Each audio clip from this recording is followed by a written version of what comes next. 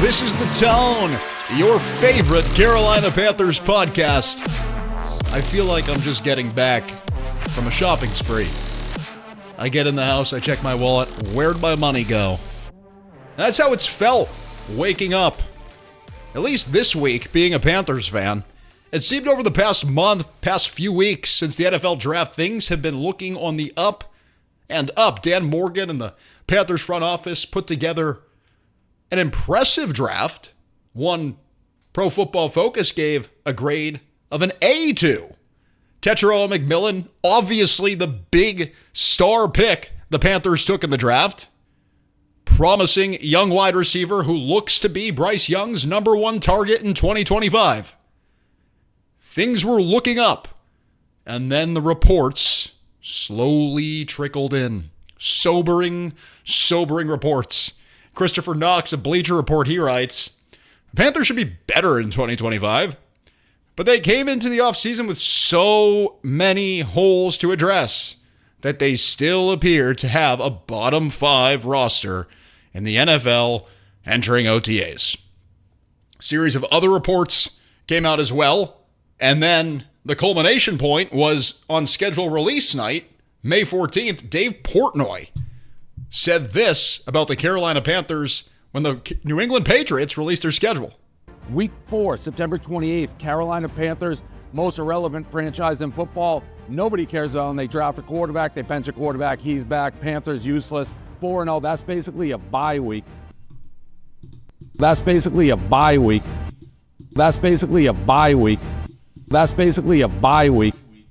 Basically a bye week. Most irrelevant franchise in football. That's what the Barstool Sports CEO had to say about our Carolina Panthers. Boston sports fans are a lot like trust fund kids. They're the first to take credit for other people's success. Our dad's Tom Brady. Our dad has 7 championship rings. How many championship rings does your dad have, Carolina? 0? Here, take this Febreze. It'll help with the stench. They're the first to take credit for other people's success. Tom Brady, Tim Thomas, Kevin Garnett, Dustin Pedroia, David Ortiz, Manny Ramirez. Go down the line. They get blessed with all this talent, all these athletes in Boston.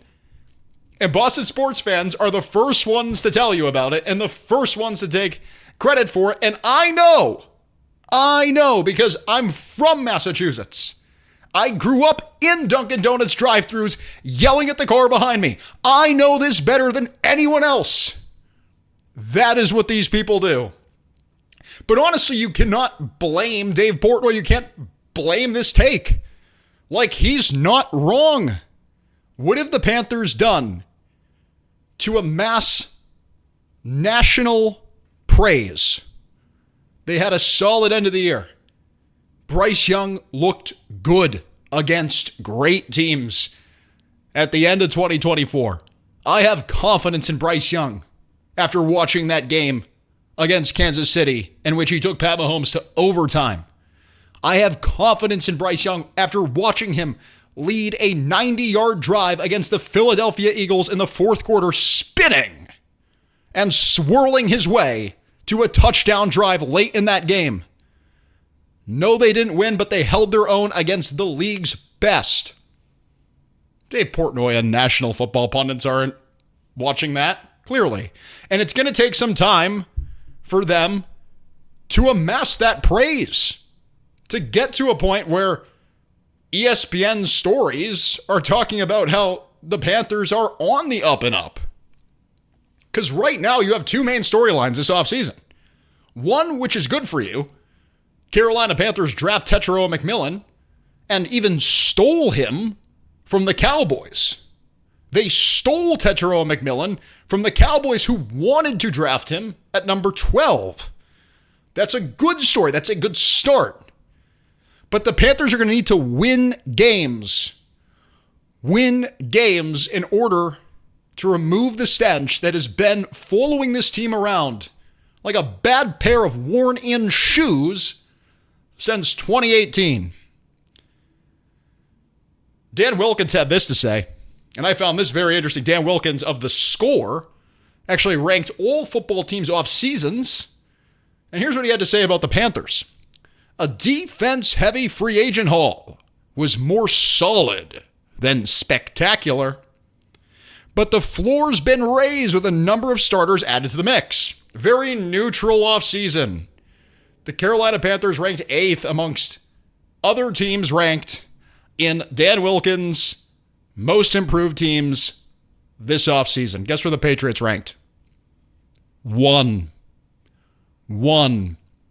So when Dave Portnoy goes and says this about the Carolina Panthers during the schedule release for the Patriots, That's basically a bye week. Week 4, September 28th, Carolina Panthers, most irrelevant franchise in football. Nobody cares about them. When he says that, look, the Patriots were number 1. Best offseason haul. I'll go down the list. Stephon Diggs, Morgan Moses, the right tackle, Milton Williams, the guy that the Patriots outbid the Panthers for. Another national story. Panthers get outbid by New England Patriots for stud defensive tackle and Super Bowl winner Milton Williams, who had a solid stretch of games in the playoffs. Panthers get outbid. So when Portnoy goes and says it's a bye week, week 4 against the Panthers, and when Christopher Knox from Bleacher Report is saying the Panthers still have a bottom 5 roster, and the floor's been raised in Carolina. That's all that's been happening. The floor's been raised. It's not like we're talking about 9 wins. We're not talking about 8 wins in Carolina. We're talking about Vegas odds, 6.5 wins for this team. The floor's been raised. They're not going to tank out. The head coach isn't going to be having a mental breakdown week 2 because the quarterback literally is a basket case.